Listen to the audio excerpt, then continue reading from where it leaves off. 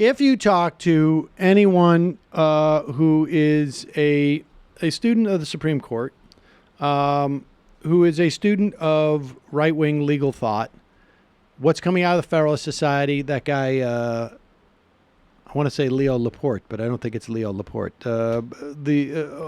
Trump's chief advisor on who to pick, Leo Lapointe or something to that effect.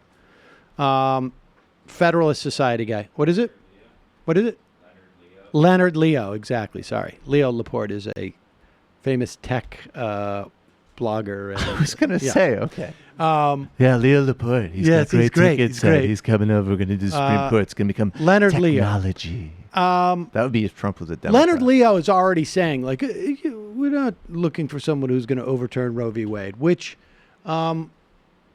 is a strong indication that they're looking for someone who is going to do stuff like trap laws and who is willing to erode and perceive the rights under Roe v. Wade, under our Constitution, for a woman to get an abortion to be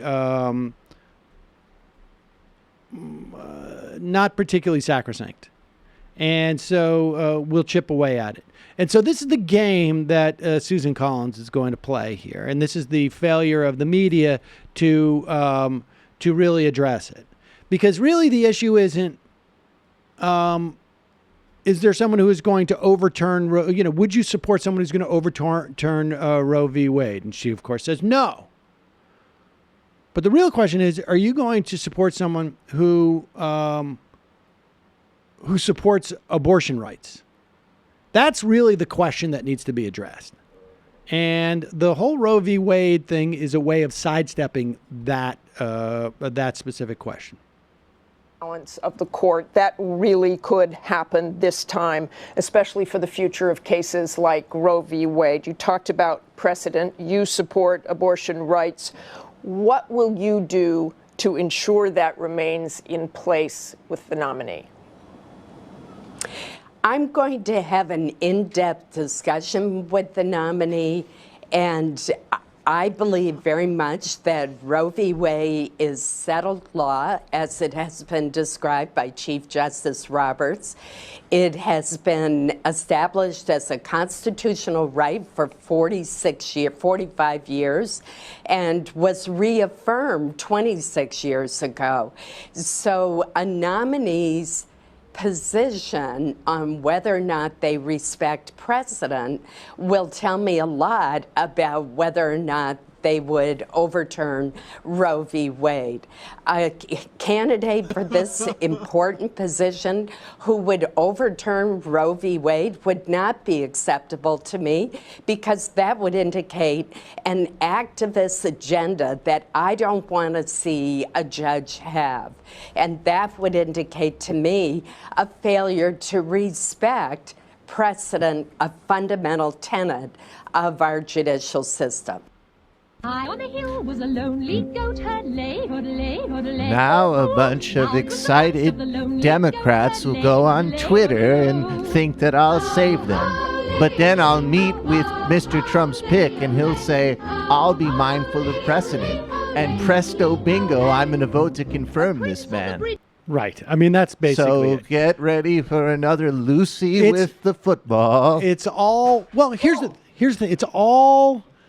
everything she is doing there is creating the essentially the straw man and the false premise upon which her litmus test will be drawn.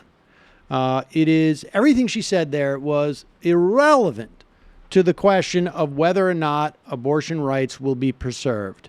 And there you go. I mean, she's going to try and get away with it, and she's going to get away with it. And people, the only thing I can tell you is that if you live in Maine in particular, I would spend a lot of time at her office telling her that it's not enough. Protecting precedents is not enough. We need to protect the actual rights. Stop hiding behind weasel words. Yeah, I mean, judges have to pretend to be neutral on political questions like this, but senators and House reps do not. So maybe they should predicate their support for it on the actual principle at hand. Well, she's won like multiple awards, right, for protecting abortion rights, and now it's really the one time where she's got to do that. I have a new announcement if you'd like to hear it, Jew boy. Sure. Maybe we'll do this after the other part where you encourage my constituents to call me is clipped. But that being said, there used to be a character on this program called Woke Susan Collins, and there's a new one called Psych Susan Collins, where I get all of the people to get all excited that I might stop some travesty that Mr. Trump is doing, and everybody writes some columns about me, about how I'm causing them such a headache and such an independently minded, integrity-filled person, and then boom, psych, like Lucy with the football, you get screwed. I'm not looking for an abortion. I'm looking for a lobbying gig and to not get killed by somebody that reads Breitbart. Peace out.